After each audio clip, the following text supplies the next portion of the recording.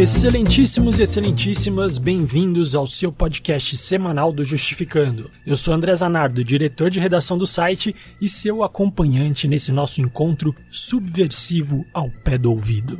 Estamos aqui mais uma vez na Rádio Brasil Atual, ao lado do nosso técnico de som Fábio, que ao longo dos nossos podcasts está cursando praticamente um módulo inteiro de subversão jurídica. E claro, tudo isso acontecendo graças ao Sindicato dos Bancários do Estado de São Paulo e especialmente ao Crivella Advogados, nossos padrinhos deste podcast. Você, nosso amigo ou amigo que nos escuta, que comenta nas redes sociais, valeu pelas mensagens e por divulgar este nosso trabalho que está só começando. Um grande salve para o Igor Drummond, que disse que recomenda demais o nosso episódio sobre a reforma da Previdência, e ao Guilhermo 19, que também indica o nosso episódio sobre os militantes na época da ditadura, com aquela ilustre presença do José Luiz Del Roio. No Twitter, a melhor mensagem foi do Rafote. Ele disse que a missão dele na Terra é espalhar a palavra do Justificando. Pois bem, seguimos bem acompanhados juntos aos nossos ouvintes.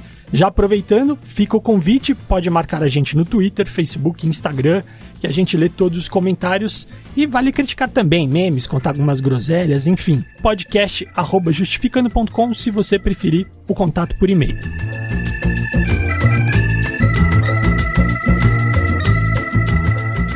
Bom, no episódio de hoje sobre a situação política do STF, temos numa mesa rodeada de amigos e amigas. Chegando para o seu segundo episódio nessa bancada, Marcelo Semer, juiz de direito, escritor, mais uma vez aqui conosco. Grande Marcelo, bem-vindo. Oi, André, tô satisfeito de poder voltar aqui. Já tava com saudades de tantos episódios bons que eu não tava participando. E vai voltar muito mais. Gosto muito de sua presença aqui, Marcelo. Para sua estreia no time titular de colunistas deste podcast, ele é advogado criminalista, mestre em Direito pela UNB, integrante da Rede Nacional de Advogadas e Advogados Populares, a RENAP.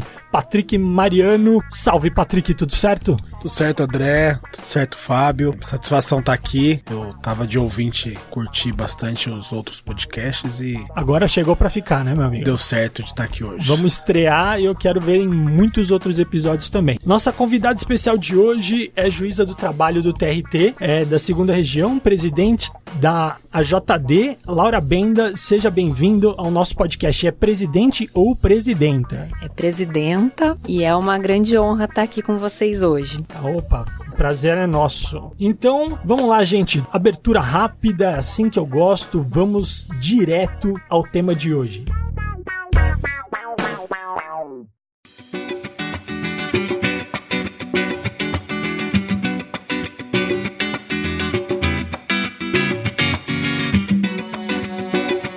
Dando início ao tema de hoje, vamos falar da mais alta instância do judiciário, o STF. E apesar de toda essa grandeza, está cometida por uma série de encrencas institucionais, de divergências entre a própria corte, bem como uma crise de popularidade e atacados por uma série de agentes da extrema-direita. Apesar de uma corte em crise, ela é ou deveria ser um dos principais garantidores da estabilidade democrática no país, pois o seu papel fundamental é resguardar os entendimentos do que nossa Constituição quer dizer. Um papel importante, mas que tem se mostrado difícil demais para os nossos ministros. O episódio de hoje visa então entender por que o STF pode estar sofrendo um ataque especulativo, quem está por trás desses ataques e por que a corte está metida neste furacão de instabilidade política. E assim, já para essa função ingrata de explicar o que está acontecendo no país e com a nossa complicada corte, Marcelo, vamos abrir o papo. Por que a gente chegou até aqui? Por que toda essa instabilidade? Bom, André, não é fácil tentar explicar esse percurso. E o mais importante nisso é saber de onde começar essa história, né? Dependendo de onde você começa a contar, você vai ter um desenvolvimento diferente. Assim, para a gente situar o nosso ouvinte naquilo que é mais atual, vamos lembrar que praticamente a primeira vez que a Lava Jato sofre um revés, digamos assim, jurídico, né? Foi naquela questão que o Supremo decide que onde houver crime eleitoral conexo tem que ser julgado pelo Tribunal Eleitoral e não pela Vara, pela Lava Jato, enfim. A primeira vez que a Lava Jato sofre esse revés, e curiosamente foi basicamente no mesmo dia em que veio aquele escândalo da Fundação Lava Jato, que a gente já conversou no episódio número 1, começa uma crítica violenta sobre o Supremo. Uma crítica aberta, de um lado, da própria Lava Jato, o Deltan Dallagnol, por exemplo, basta ver que ele está sendo processado no Conselho Nacional do Ministério Público justamente por dizer que os ministros são lenientes, compactuam com a corrupção, e de outro lado uma crítica do submundo, né? Aquela dos órgãos das redes sociais, chamando todo mundo de corrupto, pedindo impeachment, derrubada do Supremo, e a gente paulatinamente está vendo que tem tanta participação ou conivência, cumplicidade do governo, o Bolsonaro, quanto daqueles empresários que impulsionaram as suas redes. Agora, os empresários também fazem parte do submundo ou não? Então, mas os empresários que impulsionaram as redes sociais, eu acho que eles são o próprio submundo, na verdade. Né? Eles são o próprio. Então, o que aconteceu? E ficou uma coisa do Supremo como sendo algo que tem que ser empichado, tem que ser tirado, fora Supremo, etc. e tal. E o que, digamos assim, tomou o noticiário mais recentemente foi a reação que o Supremo deu a isso. Também não é juridicamente adequada, né?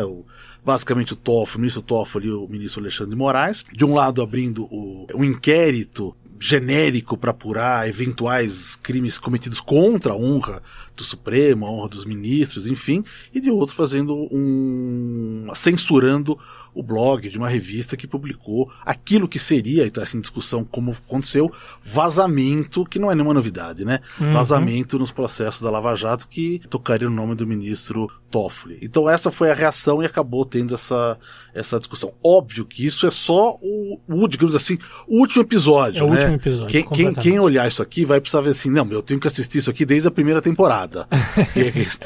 tem várias questões. O Justificando está tratando disso, mas faz muito tempo. Acho que uma das coisas que a gente vai discutir aqui exatamente essa contraposição entre o papel do juiz e atender à opinião pública. Eu acho que o grande complicador disso, a meu ver, foi a Lava Jato. Então eu acho que já colocando nessas questões, em princípio, eu já consigo lembrar. A gente podia levantar essa discussão, mas enfim, o STF é um tribunal político ou ele é um tribunal jurídico e ele tem que atender às vontades populares ou não? Porque é isso que eu escutei falar o ministro Barroso, falou que sim, que a gente tem que atender à vontade do povo, bem como o ministro Fux falou a mesma coisa. O que vocês acham sobre isso, Laura? Bom, é difícil dar uma resposta simples e exata para essa pergunta, porque o STF, como guardião da Constituição, é nesse sentido um tribunal político. Até porque a Constituição Federal é uma carta política, né? É a carta de princípios que vão reger as decisões de todo o Estado brasileiro, o Estado democrático brasileiro. Isso significa atender à vontade popular? Sim, no sentido de que ela é titular desse poder político que, enfim, vai eleger seus representantes e vai ser sustentada aí pelo jurídico. Agora, isso não é um atendimento a uma vontade imediata, não é pesquisa de opinião. A maioria acha isso, fazemos isso, né? Porque aí é populismo e aí isso é muito longe do papel democrático de um guardião da Constituição. É um atendimento da vontade da população no sentido de atender aos princípios democráticos mesmo. É aquilo que está na Carta Constitucional. E é um pouco esse papel que o Supremo, nesse papel que ele está escorregando. Então, o Barroso, ele falou que o Brasil pode passar por uma crise institucional caso o STF não saiba corresponder aos sentimentos da sociedade. Ele fala assim, você pode eventualmente ser contra-majoritário, mas se repetidamente o Supremo não consegue corresponder aos sentimentos da sociedade, vai viver um problema de deslegitimação, uma crise institucional, disse ele. É mais ou menos o contrário do que ele disse, né, a resposta a isso. porque justamente o Supremo não é um resultado de plebiscitos aleatórios sobre temas. O Supremo vai atender à vontade popular na medida em que ele é um guardião incansável da Constituição, que para ser modificada tem um processo longo, complexo, do qual as pessoas vão participar, em tese, nas discussões públicas, mas também por meio dos representantes. Então, não pode haver uma alteração para temas polêmicos, especialmente naquilo que é em matéria criminal, né, que justamente está relacionada com as garantias mais essenciais da Constituição, da liberdade, da vida, da presunção à inocência e esse tipo de coisa. E, então, quando foi que o Supremo começou a atender à vontade da população e quando que deu merda? Acho que a pergunta é simples. Então, só ainda, André, complementando, mas dialogando com a Laura, tem a questão que quem diz o que é a vontade popular, não é? Então, você falar assim, a vontade popular quer isso. É um pouco como que é a vontade do mercado. Então, se você for olhar há duas vontades populares aí, eu acho. Porque uma vontade popular é aquilo que a Laura falou, que é o que está na Constituição, que é um pacto político, e aquilo que se deveria se ater os ministros. Se alguém tivesse vontade ou preocupado com a vontade popular, teria que voltar seus olhos para o texto constitucional, mas você tem uma outra vontade popular que muitas vezes se choca com esse texto constitucional. Essa outra vontade popular, muitas vezes, ela é fabricada. O STF, ele se afasta, eu acho, da vontade popular que ele deveria respeitar, que é o texto constitucional, e ele, cada vez mais, ele rejeita esse texto constitucional.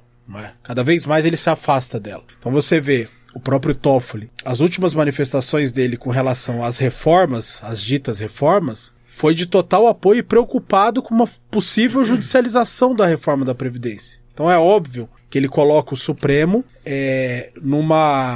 em total consonância com o que quer o mercado. Então nesse ponto não há conflito no Supremo. Porque uma das preocupações do presidente era essa. Ele dizia que deveria ser firmado um pacto republicano de apoio às reformas. Então, do ponto de vista do mercado, do ponto de vista do capital, o Supremo está pacificado. Agora, desse outro viés, do viés do povo brasileiro mesmo, digamos, de quem sofre, seja no sistema carcerário, seja nas relações de trabalho, essa vontade popular ela não tem sido ouvida. Mas foi ouvida muito na época do Mensalão. A gente pode lembrar dos fatos que aconteceram no Mensalão, na própria Lava Jato. Essa vontade que é uma vontade que ela parece traduzir exatamente o que as redes sociais propagam no momento e aquilo que inflama a vontade do mercado e que impulsiona muitas vezes o que a mídia acaba propagando, a mídia hegemônica. Você falou, André, na questão do Mensalão, eu acho que é interessante, e você também tocou num personagem que eu acho que é muito paradigmático dessa crise, que é o Luiz Roberto Barroso. O Barroso, quando ele foi na sabatina ao Supremo, ele teria falado a seguinte frase: a julgamento do Mensalão, ele não participou, né, ele chegou depois, foi um ponto fora da curva do Supremo. O que ele queria dizer com isso? Que toda a construção garantista do Supremo, pelo menos nos últimos 10 anos que o antecederam, questão de exigência de prova, etc. e tal, tinha sido rompida com a severidade, com as manobras jurídicas do Mensalão. O que é curioso é que ele não foi um ponto fora da curva, simplesmente. O Mensalão foi o início de uma nova curva no Supremo. E dessa nova curva, eu diria que o Barroso talvez seja o representante mais paradigmático, não o mais importante, mas aquele que tenta dar um verniz, uma legitimação para essa curva, que é exatamente essa entrevista que ele deu, acho que é para o Estado de São Paulo, que você reproduziu, é um verdadeiro absurdo, né? Ou seja, o juiz pode ser contramajoritário às vezes. Ora, se o juiz vai decidir aquilo que a população quer, em algum momento a população vai se perguntar: para que eu preciso do juiz? É lógico. Eu faço um programinha e levanto a mão e apoio quando eu não quero. Então, assim, o Barroso tem feito isso, e a questão é saber, assim, como disse o Patrick aqui, quem diz qual é a vontade do povo? É uma pesquisa de opinião? Sim. Ele não tem essa ausculta de dizer, não, vamos ver, a gente vai fazer, em alguns momentos a gente pode decidir dessa forma, mas quem está traduzindo isso? E a força do judiciário, a responsabilidade dele é decidir o que está na Constituição. Se está ruim, tem que mudar as leis, etc e tal. Mas eles não podem dizer, olha, a Constituição diz isso, mas como as pessoas estão insatisfeitas, a gente vai dizer o contrário. E eles fizeram isso, por exemplo, no caso do julgamento da prisão em segundo grau. Fizeram abertamente isso, porque a Constituição dizia A e eles falaram não dizia exatamente isso, e não é isso porque... E o Barroso foi importante nesse julgamento, porque ele dizia, não, mas olha, a impunidade... Ou seja, deixou de lado argumentos jurídicos e veio com argumentos populares, que é a mesma coisa que a Lava Jato faz. Nesse caso da questão eleitoral, você não viu nenhum representante da Lava Jato ou jurista dizendo, olha, o Supremo errou, porque quando há conexão, não vai para a justiça eleitoral. Tá errado, a Constituição não diz isso. Ninguém falou isso. O que todas as pessoas disseram? Mas assim não vai julgar bastante corrupção. Assim vai demorar mais. Assim vai absolver. Ou seja, está se contrapondo essa pseudo-vontade popular, esse achismo, na verdade, aí, com aquilo que está na carta. Eu vou só fazer um adendo aqui, o que a Laura falou. Ela falou que o Supremo tem que ser um defensor incansável da Constituição. Eu acho que ele está cansado, né? Ele realmente deixou de fazer isso. E acho que o fato de ele ter deixado de fazer isso é que deu vazão para todo mundo querer, digamos assim, numa linguagem muito popular, montar em cima do Supremo, que é o que tem acontecido. E essa vontade popular me parece que ela está muito relacionada com uma escalada punitivista da sociedade, né? Me parece que é uma pauta quase que uníssona entre executivo, legislativo, judiciário, imprensa. Todo mundo quer ver culpados, e cada vez que temos mais culpados, a gente gera mais instabilidade no governo, no STF inclusive. Qual que é o papel do punitivismo e como que isso acaba gerando um efeito rebote hoje no judiciário? Hoje no STF, por exemplo, nesse caso da revista Cruzoé e Antagonista, aconteceu de levantar uma grande crise institucional lá dentro, que hoje a gente já tem senadores planejando o impeachment de ministros. Por uma falsa questão, veja, o que eles fizeram em relação à entrevista do Lula lá atrás, antes da eleição, foi digamos assim, um inusitado jurídico, um pedido de suspensão, uma coisa que não existe juridicamente. O pedido de suspensão feito por uma entidade privada, que no caso era o Partido Novo, foi decidido pelo vice-presidente Supremo quando o presidente estava no Brasil, ou seja, sem qualquer forma de direito, e amputou a liberdade de expressão de uma pessoa que pode estar presa, ainda não tem condenação definitiva, mas mesmo que tivesse condenação definitiva, tem direito à liberdade de expressão, garantido as questões de segurança, não há problema. Mas não houve esse repúdio, olha, o Supremo está cerceando a liberdade de expressão. E agora, de repente, uma coisa que nasce, digamos assim, de um vazamento de um processo sigiloso, já nasce de um crime, né? Para que essa revista tenha publicado isso, alguém cometeu um crime, né? Alguém vazou uma coisa que era oficial, agora está ofendendo a liberdade de expressão. Eu até acho que ofendeu a liberdade de expressão, só que eu acho que a gente está com uma indignação muito seletiva. Com certeza. A gente, como imprensa, e uma imprensa que a gente tem lado, claro, a gente já vem falando isso há muito tempo, que vazamentos seletivos, coisas do gênero e ataques à liberdade de expressão agora caiu numa imprensa lixo, que é o Antagonista e a Cruzoé, mas nosso papel também aqui tem que defender do que a gente já faz há muito tempo, é o que liberdade de expressão tem uma garantia constitucional, sim, e até quando é nosso inimigo.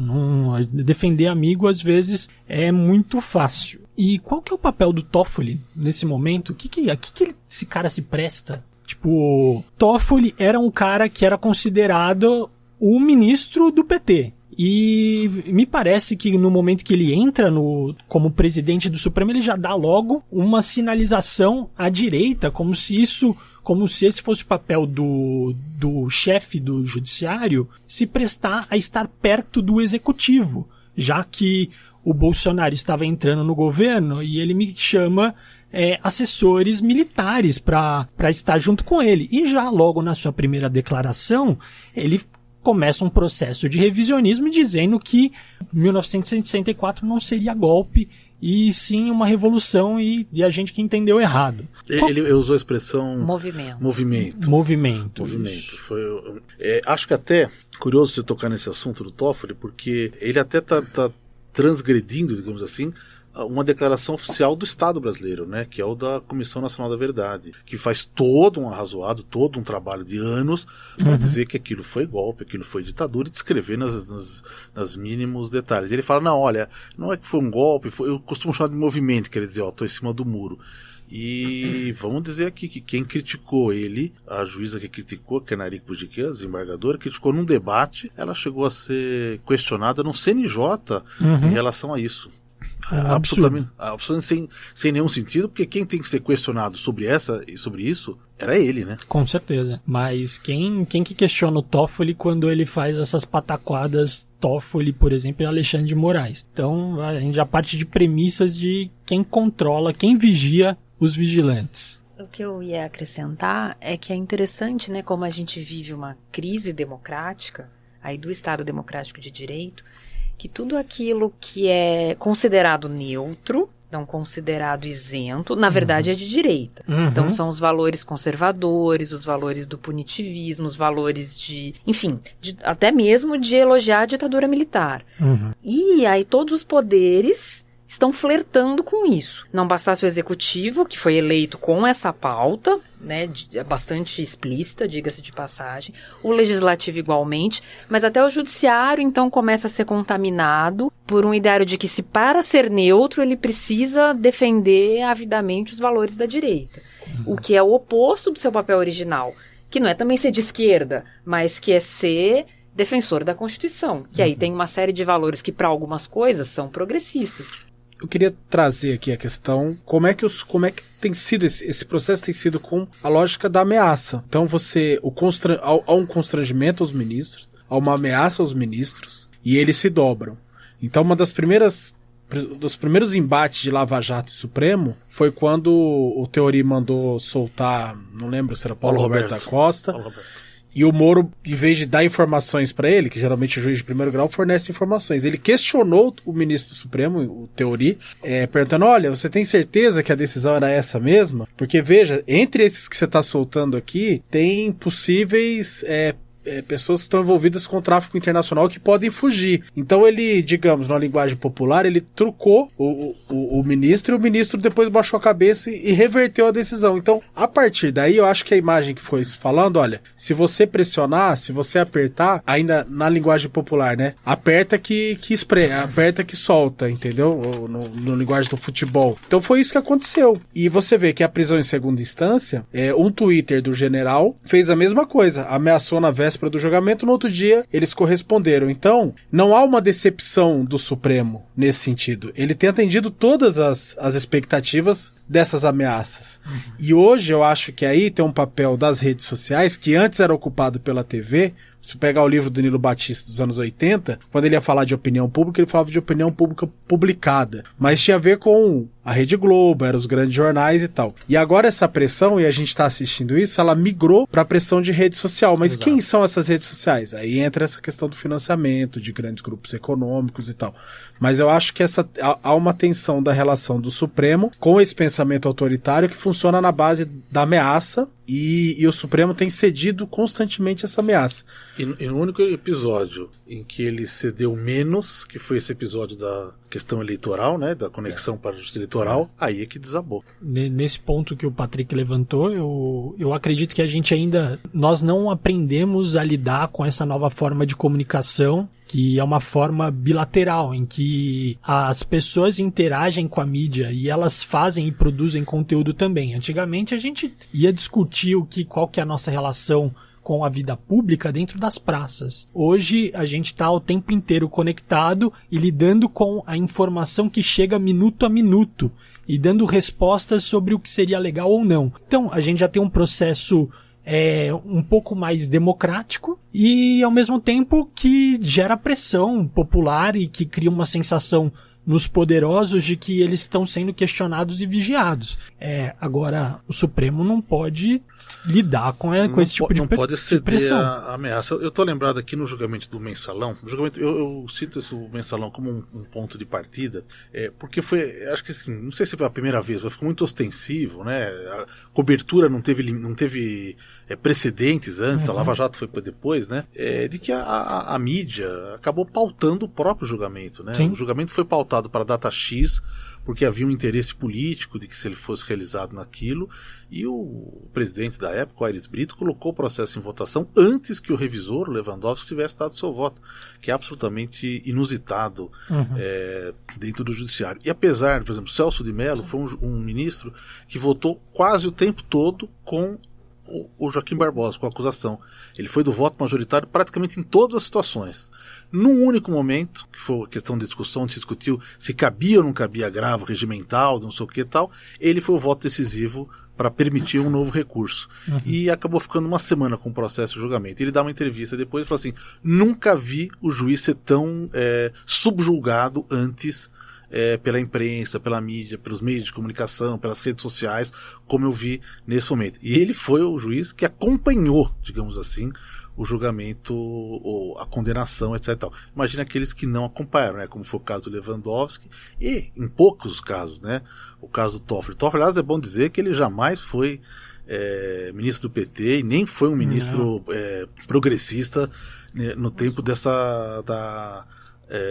nesse tempo de judicatura que ele teve. Então, assim, era mais uma irracionalidade da direita que caiu abaixo, né? Isso na verdade não é um fato concreto. Olha, ele tenha votado nesse sentido outras vezes, né? Agora, sim, a gente viu muitas manipulações de pauta, muitos joguetes políticos dentro dessas manobras do judiciário para atingir determinados objetivos que agradassem a população, mas nesse momento o STF ele tem um papel importante, pelo menos se propôs a ser uma figura importante no momento de um governo de extrema direita e de um legislativo também inundado desse mesmo público. E então a gente já discutia no final do ano passado que o STF faria de alguma forma uma resistência jurídica para garantia fundamental das pessoas. Mas o que dá para esperar desse STF? A gente pode lembrar que tem algumas pautas bombas que foram colocadas para esse ano e que me parece que também, ao mesmo tempo que são pautas que podem reestabelecer de alguma forma a normalidade da Constituição em alguns fatos, mas eles também são objetos de joguetes contra a extrema-direita. Por exemplo, a gente tem como pauta bomba desse ano a prisão após condenação em segunda instância, que não era nem para ser pauta bomba, isso é uma obviedade. E não dá nem para dizer se vai ser esse ano, que era para o ano passado, já passou para abril, depois para adiado sine die, não se sabe quando vai ser isso. Depende da vontade popular, né? Não, depende da vontade. No caso, da vontade do Toffoli. Eu só ia fazer uma observação aqui, assim, o que se pode esperar do Supremo nesses momentos como órgão de resistência. Eu acho, sinceramente, é triste dizer isso aqui, mas tem resistido muito pouco, né?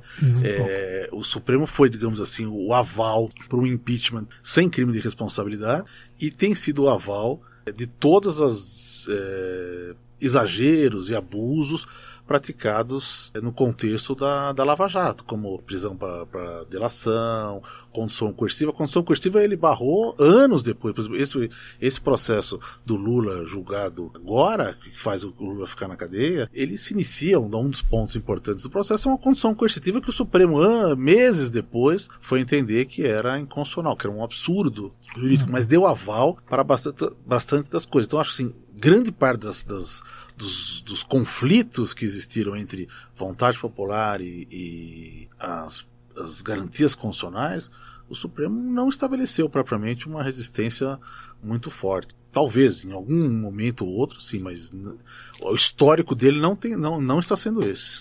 E aí a gente tem para julgamento esse ano também previsto a descriminalização das drogas para consumo próprio, que já está 3-0 e boas chances de que se descriminalize. Então isso, de alguma forma, no meu ver, é uma pauta que está sendo segurada para o momento oportuno. É um momento em que o Supremo queira dar uma resposta rápida para o Legislativo e para o Executivo. E tem a criminalização da homofobia também. Então são duas pautas no qual o Executivo e o Legislativo não estarão felizes. Como que fica esse jogo? Porque agora o STF está sendo colocado contra a parede, de certa forma até com uma razão, nesse caso do Alexandre de Moraes e do Toffoli, e ele vai ficando fica sem credibilidade. Agora, como que faz para passar essas duas pautas e o Supremo sair vivo dessa? Bom, eu acho que já há algum tempo, na verdade, a única coisa que o Supremo tem se prestado, né, para garantir a Constituição são essas pautas liberais. Né, desde a questão do aborto no caso do anencéfalo, enfim, todos esses assuntos. E alguns ministros até que votam favoravelmente a essas pautas liberais, aí naquilo que tange a questões de punitivismo e questões de políticas públicas e direitos sociais, são absolutamente desastrosos, né? Outro ponto importante que progressivamente está em discussão lá, que acho que é importante mencionar, é a questão da reforma trabalhista. E que o Supremo já começou a julgar e vai julgar aos pouquinhos. Esse ano tem mais pautas bombas ainda. Exatamente. Mas em que o resultado tem sido péssimo. Para isso o Supremo não se presta, né, a garantir artigos 5º e 7º e tudo mais. Veja que eles fazem muito pouco e isso não é suficiente. E não é suficiente porque a gente está vivendo a instauração de um Estado policial, de um Estado autoritário. Então, o Supremo tem que compreender institucionalmente o seu papel de garantir a Constituição, porque o que quer que eles respondam não vai ser suficiente. Porque o Executivo, o Legislativo e as forças da extrema-direita que estão dominando o Estado brasileiro agora, não vão querer a descriminalização das drogas, enfim, todas essas outras questões. E eles precisam, então, se segurar nisso, né? Porque eles não vão obter legitimidade por agradar. Você acha, então, Laura, que se o Supremo estivesse julgando e agindo de forma coerente já há algum tempo, eles passariam mais tranquilamente por essas questões, mesmo numa situação de extrema-direita no poder? Eu acho que sim, porque não é pelo resultado dos julgamentos que eles vão ter legitimidade. Né? Não terão, porque a intenção das forças políticas de extrema-direita não é de nenhuma maneira preservar a Constituição. E é na medida em que eles fazem essas trapalhadas, aí, como aconteceu recentemente, coisas bem questionáveis, aí abre esses flancos para que a própria existência do Supremo seja questionada.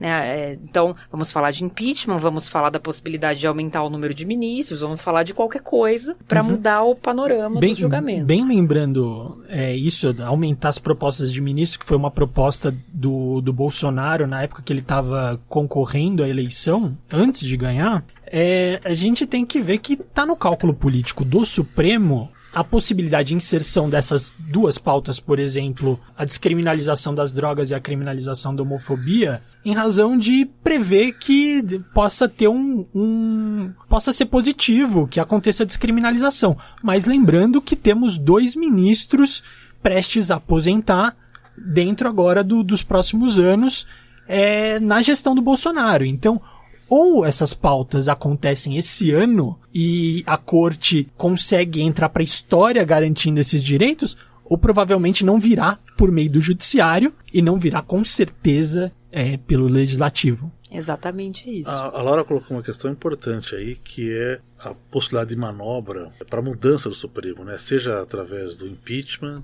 seja através da criação de novos cargos, que na verdade é aquilo que fez exatamente o mesmo esquadril que fez a ditadura, né?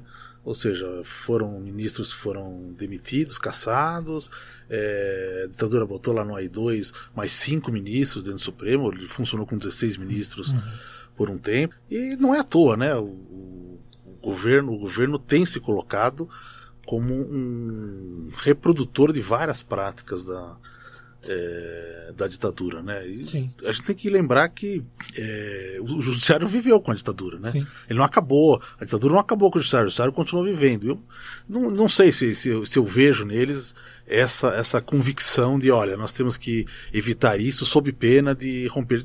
Veja, o presidente do Supremo, ele chama um assessor que hoje é o ministro da Defesa. Quer dizer, tão próximo do governo ele era, que ele é o ministro da Defesa de um governo praticamente militar, quer dizer, uma pessoa tão importante. É um governo civil militar, com certeza. Então ele essa foi a pessoa que ele escolheu para ser o braço direito dele, digamos assim, no Supremo e tal. Então eu não sei se existe essa preocupação tão grande de falar, vamos fazer isso. Também não acho, te respondendo aqui aquela pergunta anterior, não acho que essa questão de descriminalização do uso da maconha, Na verdade, das drogas, mas no geral, mas vai cair para maconha. O voto do ministro Barroso e acho que do ministro Fachin foi nesse sentido. Eu tenho muitas dúvidas se isso vai passar, apesar de estar 3-0. O próprio Barroso disse 3-0 pode ter outros resultados negativos, né? Mas eu não acho que isso vai ser algo que interfira diretamente com o governo. Acho que aí diz mais o que a Laura falou. Acho que tem a ver com a questão ideológica de cada um dos ministros. Em muitas coisas eles são mais abertos, como a questão da homofobia. Acho que não vejo grandes problemas disso. O julgamento está avançado e tal. Essa questão de droga já nem tanto. Você vê que mesmo os mais abertos moralmente, como o Barroso, já fala, não, mas só para maconha, uma discussão complexa, enfim. Mas eu acho que há um jogo de poder aí do governo querendo subjugar os ministros. O que eu não sei é se os ministros vão resistir a isso ou não. Essa parte eu não sei, porque se aquele que mais saiu à luta, como o ministro Toffoli, é aquele que, como o Patrick falou, já está fazendo um acordo para discutir a reforma da Previdência, veja, o Toffoli tem feito reuniões com o governo. Sim. Foi na casa do Rodrigo Maia, num churrasco lá. É uma reunião de governo. Está fazendo papel político. Um papel político. Eu concordo com a Laura, porque essas outras pautas, embora sejam importantes, mas eles usam um pouco para uma pauta positiva para eles saírem bem, para sair um meme do Barroso falando que tá fumando, sabe aquela coisa? Mas eu acho que no essencial, se você ampliar questão ambiental, o que está sendo feito em matéria ambiental no país, desmonte de qualquer regulação, sim, desmonte de qualquer proteção. Questão trabalhista, como a Laura falou, agrotóxicos. Você acha que o Supremo vai fazer alguma coisa para botar um freio no avanço do capitalismo no meio rural brasileiro? Não vai, entendeu? Você acha que o Supremo vai fazer alguma coisa para barrar a reforma da Previdência? E assim, olha, eu jogo aqui, se algum ministro do Supremo barrar por qualquer motivo o andamento da proposta de Previdência do Supremo na Câmara ou no Senado, esse ministro sofre impeachment na semana seguinte.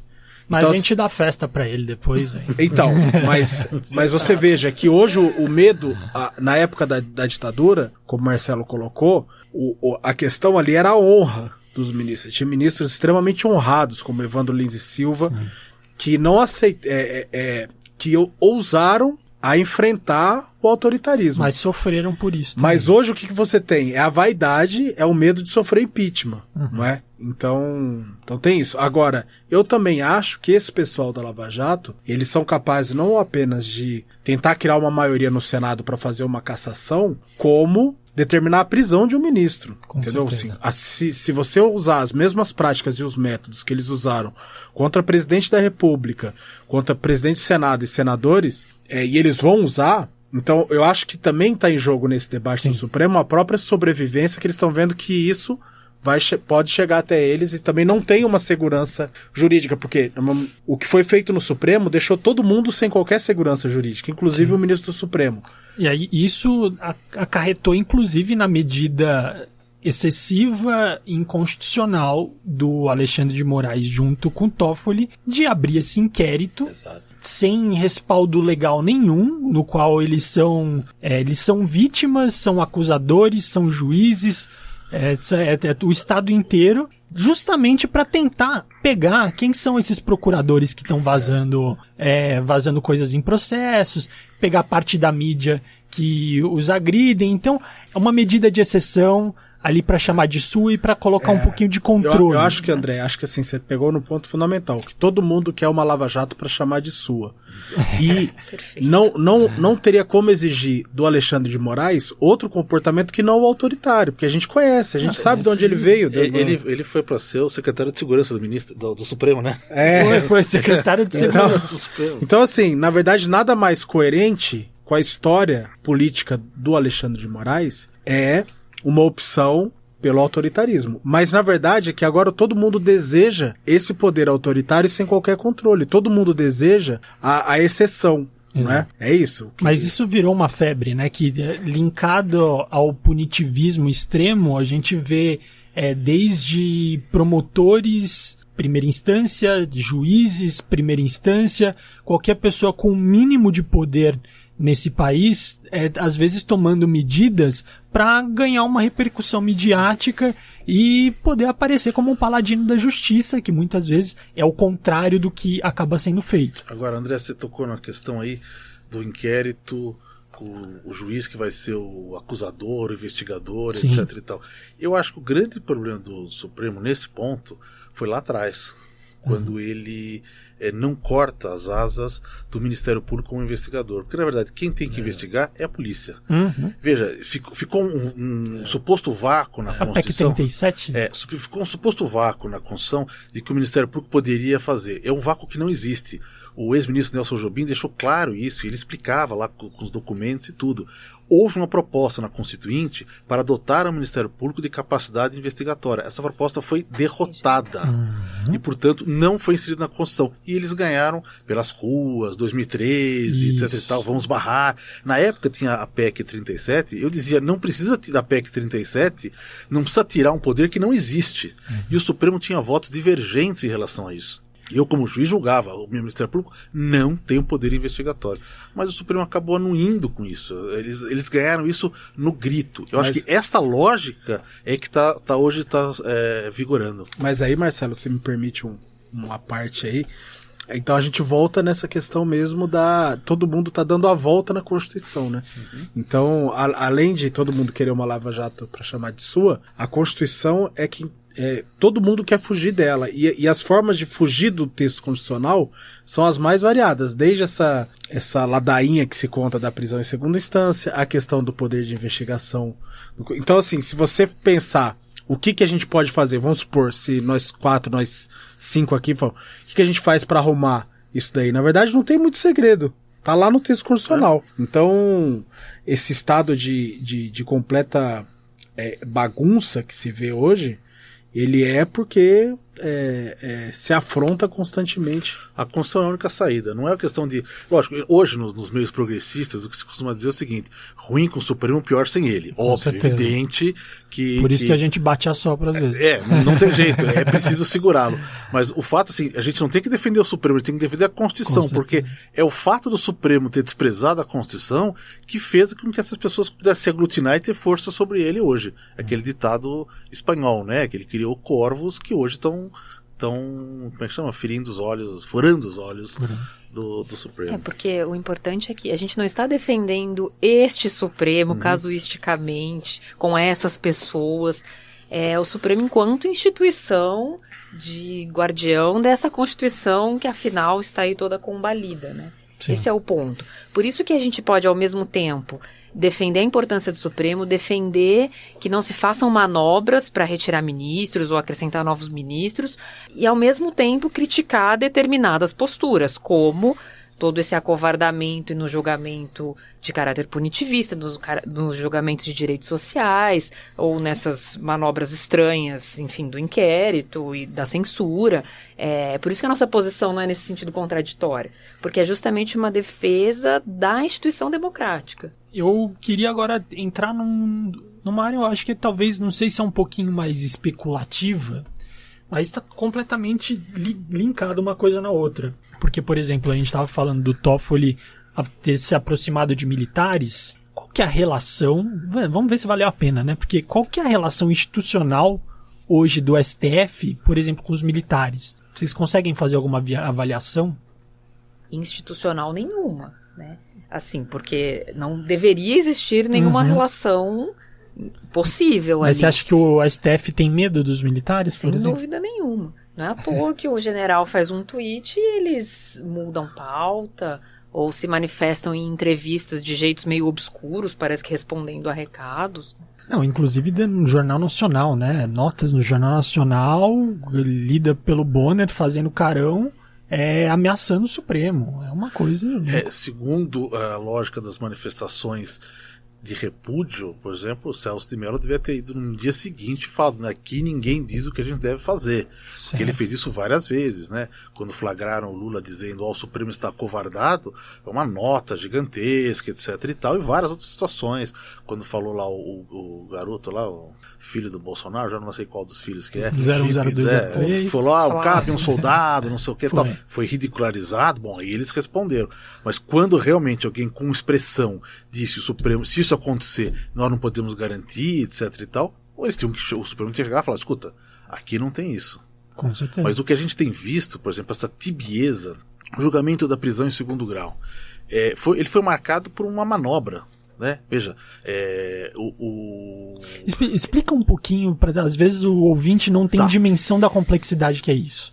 Também não é fácil. Na verdade, é que não é fácil. Bom, vamos voltar um pouquinho para trás aqui. Tá. Em 2009, o Supremo decide que já tinham várias decisões esparsas dizendo o seguinte, olha, não dá para começar a executar a pena antes do trânsito em julgado, porque a Constituição fala que ninguém pode ser considerado culpado antes do trânsito em julgado a sentença. Se ele não pode ser considerado culpado, ele não pode ser tratado como culpado e, portanto, não pode executar a pena. Ah, mas não pode ser preso? Pode. Pode ser preso no segundo grau, no primeiro grau, antes da sentença, antes de começar o processo, desde que tenha um motivo cautelar. Ele vai fugir, ele está ameaçando testemunha, ele está embaralhando as provas, tudo isso é motivo... Casos muito específicos, né? Mas não para cumprir pena. Mas veja, esses casos chamados específicos, tem hoje 40% disso nos presídios. Então, assim, não é que os juízes são muito exigentes, qualquer coisa já é suficiente para prisão preventiva. Mas esta prisão que eles estão discutindo é a prisão sem essa necessidade, não tem cautelar nenhuma.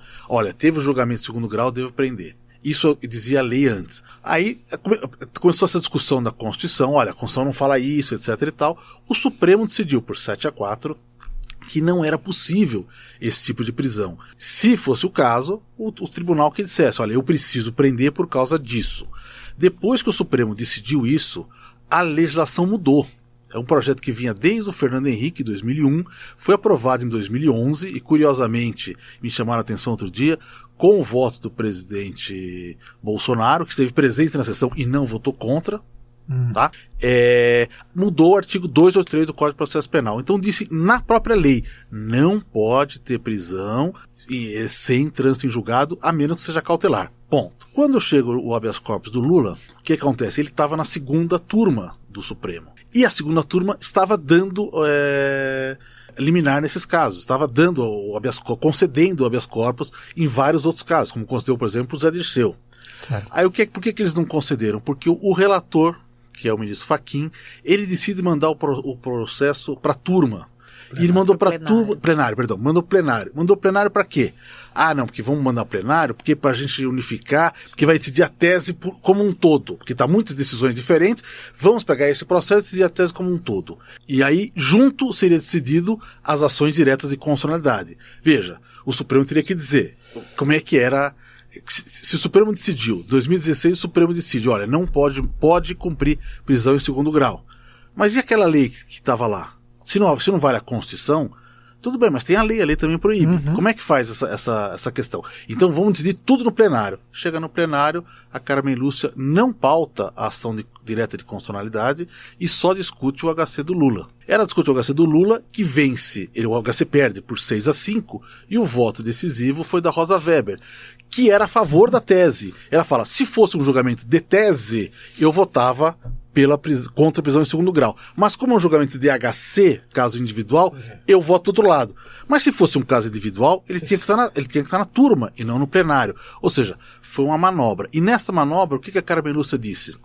Eu não quero apequenar o Supremo. Bom, o resultado é evidente. A gente está nessa discussão. Então, em suma, no final das contas, o julgamento da prisão de segunda instância mudou para todo mundo no Brasil em razão do caso Lula. Em razão do caso Lula. Na verdade, ele muda antes, em 2016. O que acontece? A Lava Jato faz uma pressão E quem foi o ministro responsável pela mudança foi justamente o Gilmar Mendes. Naquela época, era outro Gilmar, digamos assim.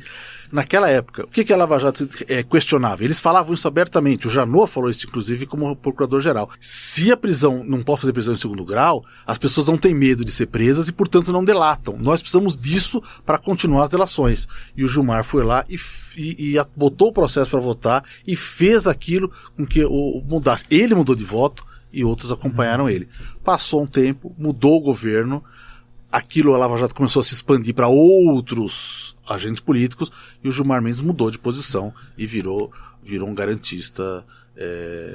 Enfim, o resto da história a gente conhece. Agora, então, a gente abriu esse grande parênteses aí para explicar a prisão da segunda instância, mas a gente estava falando da relação institucional da STF com as instituições. A gente falou dos militares, mas eu tenho mais outras para passar aqui. Qual que é a relação hoje do STF com a Procuradoria-Geral da República? Olha, acho que a partir da última semana é uma relação ruim, né? Eles estão, por conta dessa história, desse imbróglio. A gente está falando do caso da Crozoé. Exatamente. Ficou uma situação um pouco insólita, porque aí a PGR se manifesta contra, é ignorada, então está um pouco tensa.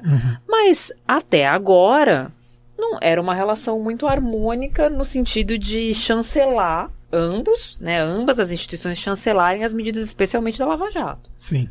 Então eu acho que agora a gente tem essa rusga porque tá tudo um pouco confuso. Mas devem logo voltar às boas, né? Devem voltar. O que eu fiquei confuso justamente por isso, por essa harmonia que havia entre STF e Procuradoria-Geral, eu fiquei meio encanado, assim, por que o Toffoli não mandou um WhatsApp pra Raquel Dodge e falou, dá uma olhada lá, né, nesses caras aí que estão perseguindo a gente, abre uma açãozinha, faz um pedido aí pra gente. Não pode desconsiderar o fato de estar aberto a temporada eleitoral na pra sucessão da PGR. E se ela começa a perseguir os procuradores que vão ser eleitores, ela não chega nesse local, né? Eu acho que da Raquel Dodge, ela... Aí eu só tenho uma dúvida se é rusgas ou rugas. Que a Laura falou, mas superado isso daí. O da Raquel Dodge, ela teve um papel importante na questão do fundo, não é? A questão da fundação lá, ela se pôs contra. Da fundação da Lava Jato. Da fundação da Lava Jato, ela se colocou contra, mas a disputa, a sucessão dela tá rolando. Então ela já é quase uma rainha posta. Sim. Então, esse debate de fundo também tá nesse balaio de gato aí dessa crise do Supremo, porque você tem a lista tríplice, né? Tríplice, que a esquerda sempre respeitou, que o Temer já não respeitou e que o Bolsonaro vai respeitar menos ainda. Então, olhando para o futuro, eu acho que a gente não tem como ter muita esperança, porque eu acho que a indicação do Bolsonaro vai ser por alguém do perfil Dallagnol, né? Será que vai ser o próprio Dallagnol? Ou pode ser o próprio Dallagnol, tá? Os dois novos ministros que você colocou, que o Bolsonaro ainda poderá indicar, se lá permanecer até Moro Isso. É um. Agora veja, na reforma da Previdência... Você acha que não? Não. Na reforma da Previdência, agora saiu, né? Na Comissão de Constituição e Justiça, parece que eles tiraram isso. Mas lá já havia um retorno antes da PEC da Bengala, não é? Então isso daí daria possibilidade do Bolsonaro indicar mais ministros. Eu acho que isso é difícil, porque Vale eu acho que isso né? não forçaria a aposentadoria dos atuais. Eu acho que não, mas de toda forma isso demonstra que eles estão olhando para o Supremo. Sim, estão olhando e reconhece o Supremo como um terreno importante de ser ocupado dentro de uma proposta, de um projeto de poder para o país. Os militares, aí, me permite só retomar eles funcionam à base do achaque, né? Então, que é isso? O achaque é a ameaça, é a coisa. Então, se você, por exemplo, quando você está sendo muito ameaçado, a pessoa fica te extorquindo, na verdade. Uhum. Se você cede uma vez, você vai ter que ceder todas. Uhum. Se nessas oportunidades que o Marcelo falou, a corte tivesse dado uma resposta à altura, falando no seguinte sentido, falou, vem cá, ô general Vilas Boas, se eu decidir conforme a minha convicção aqui, conforme a Constituição, você vai fazer o quê agora? Dá uma intimada, né? O que o senhor vai fazer? Você vai botar tanque na rua? Vai mandar entendeu? 2 cabos de Porque soldado. eles não vão botar tanque na rua, porque isso daí se desmoralizou na América Latina, e eles não fazem isso. Mas os tanques deles hoje é a ameaça de voltar a isso. Mas eles sabem que eles não têm apoio internacional, não têm apoio na sociedade. Podem tentar construir isso, mas eu acho difícil. Então, como não teve essa resposta muito incisiva por parte do Supremo, ele acabou ficando refém. Então, aí depois, se você cede uma vez, você vai ceder outras, né? E agora você tem uma realidade que os militares estão ocupando grande parte dos cargos públicos de terceiro escalão, segundo escalão e até primeiro escalão. Quando você se deparar com o julgamento dessa gestão, então como é que vai ser também? Porque uma coisa é você estar na reserva e ficar ameaçando o Supremo, outra coisa é você ser gestor público. Então eu acho que essa mudança na corte, essa tentativa de protesto contra o Supremo, de deixar o Supremo a reboque e ajoelhado, também tem a ver com essa implantação de um projeto autoritário para o país. Então uma corte de joelhos interessa muito para quem está no poder hoje, né? Não só para o Bolsonaro, mas pro Mourão, né? Que também está de olho. Então, eu acho um pouco isso, André, que essa questão dos militares, ela funciona, é estilo parecido ao da Lava Jato. Sim.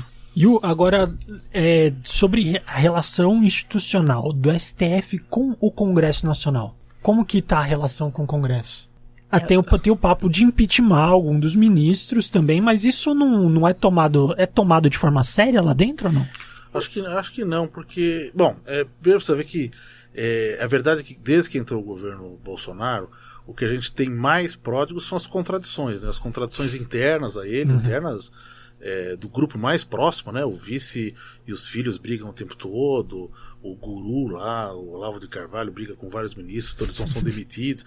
Então, assim, eu acho que existe uma enorme desarticulação, uma enorme contradição, porque eles foram um ajuntamento de pessoas com interesses distintos que entraram numa coisa completamente sem substância nenhuma. Agora, no Congresso, o que a gente está vendo é que eles estão inteiramente submissos ao Centrão, né? Quer dizer, se o Centrão fala, não quero, o projeto para tudo. O Centrão fala, sim, vamos, o projeto avança. E o Rodrigo Maia está deixando isso bem claro nessas votações aqui. Ele vai ou não vai, ele fala assim, o que vai para frente é nós que colocamos. O governo não está conseguindo fazer nada. A própria base do PSL não tem coerência em si, né? Então acho que não dá para dizer o que o Congresso, está cedo para dizer assim, que cara vai ter esse Congresso. Mas aparentemente ele vai ter a mesma cara do Congresso que terminou o governo Temer, né, que é o Congresso do Centrão. Mas na questão do Supremo com o Congresso, se você for olhar as intervenções que o Supremo fez nos últimos anos, por exemplo, a questão do impeachment, teve uma intervenção só, que foi aquele rearranjo que eles fizeram no rito processual, mas da época do Cunha mesmo, quando eles seguraram 5 ou 6 meses um pedido cautelar para só depois afastar, então isso também denota uma não interferência no processo legislativo. Então acho que dificilmente a corte vai mandar assustar qualquer projeto do governo Bolsonaro, da bancada evangélica ou da bancada da bala, porque o Supremo não tem essa força mais, ele não vai entrar. Eu vejo muito difícil, porque assim, são 100 dias de governo, mas se demandou muito o Supremo, a política demandou, o Congresso, partidos políticos demandaram o Supremo para barrar essas arbitrariedades do governo Bolsonaro, que são infinitas. O Supremo não deu uma decisão contra o governo Bolsonaro, eu não lembro, eu não sei, posso estar muito errado, mas não teve nenhuma decisão do Supremo contra essas medidas que os partidos políticos levaram. Então, eu acho que dificilmente ele vai entrar nessa seara. O Supremo não vai barrar a discussão de projetos legislativos que tenham um perfil de retirada de direitos ou perfil... Acho que a questão primeira que está para ser julgada aí é daquela medida provisória que sufoca o sindicato, né? Acho que Sim. Ele também não deu liminar, jogou para frente e tal. Agora, beleza, e assim, pra gente já caminhando pro final, eu tenho mais 2 pontos. Qual que é a relação com o governo Bolsonaro, que me parece meio óbvio, mas qual que é a relação do STF com o governo?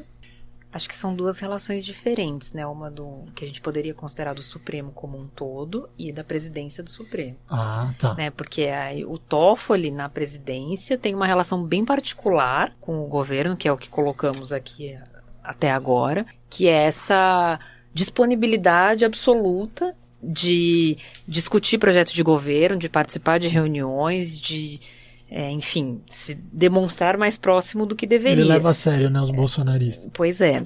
Enfim, e isso, o Supremo como um todo, o conjunto de ministros, me parece que não tem essa intenção. Certo. Tem mais a intenção de ficar na retaguarda, jogando as pautas liberais, suprindo o Congresso só nisso, e não se metendo muito no jogo político, até para preservação dos próprios cargos.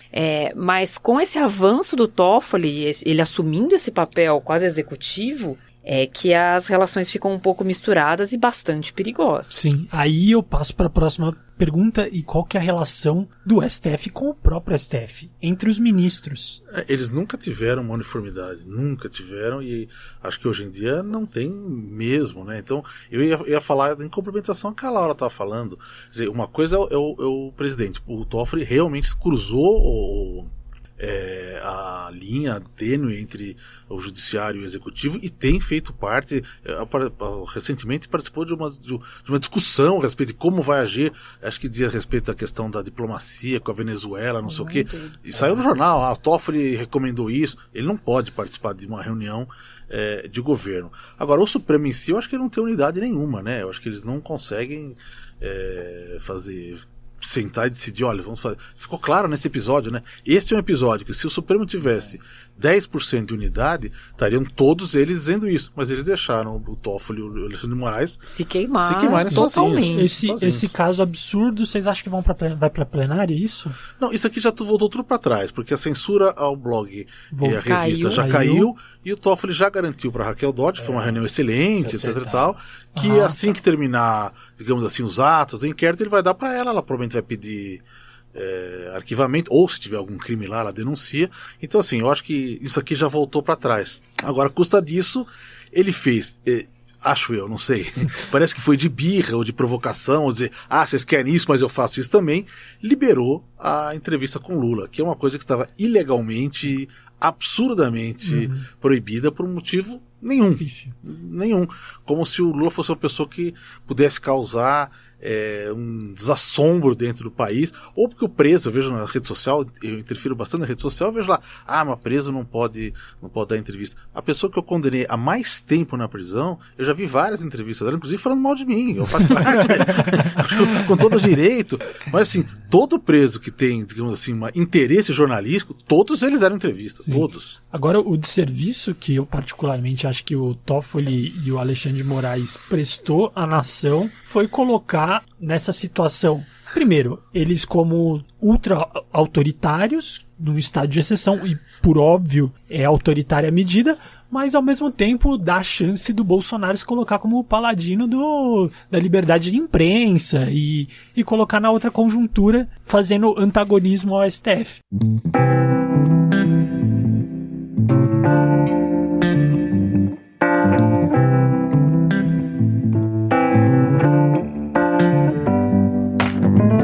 Fazendo as considerações finais, então, para a gente caminhar para o final do programa, que já deu o momento.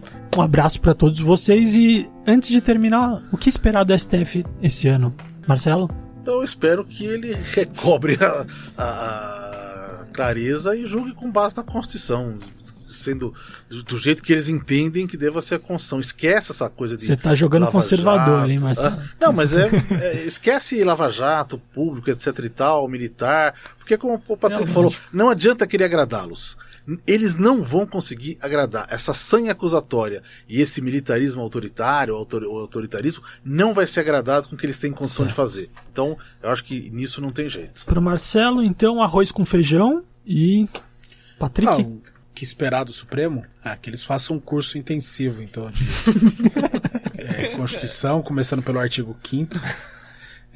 Eu não espero nada, não dá para esperar nada de um tribunal que tem feito o que fez pelo país, pelos direitos do povo brasileiro. Então acho que infelizmente a tendência é ficar ainda pior né? Eu acho que isso é talvez o último suspiro de uma tentativa de busca de uma corte perdida em algum lugar. Então, eu acho que enquanto os ventos da política, os ventos das relações de produção aí forem esses do conservadorismo e do ultra-neoliberalismo, eu acho que cada vez mais a corte vai se moldar a isso. Então você só vai mudar isso se você mudar o rumo político do país. E aí a tarefa é muito grande. Laura? Bom, minha resposta é mais ou menos no mesmo sentido, né? Em termos de previsão, espero muito pouco. Mas é aquela coisa, pessimista na análise e otimista na vontade. Então eu espero, enquanto desejo, a compreensão do Supremo do seu papel de defensor da Constituição, até porque isso vai garantir a própria existência dos cargos, dos ministros, né, e do Estado como um todo. A gente só pede coerência, né? Enfim, gente, esse é o programa de hoje. Não se esqueça de seguir a gente nas nossas redes sociais e no seu player de podcast. Posso te pedir um negócio? Indica para um amigo. É muito simples. Você gosta do nosso podcast? Tá aí, converta teu pai, converta tua mãe, namorada, enfim. A gente está acompanhando as mensagens de vocês nas redes sociais. Lembrando mais uma vez, podcast@justificando.com. A gente vai se ver na próxima quinta-feira. Tá feliz? É semanal, então espera aí. A gente se vê em breve. Um beijo, um abraço, até a próxima.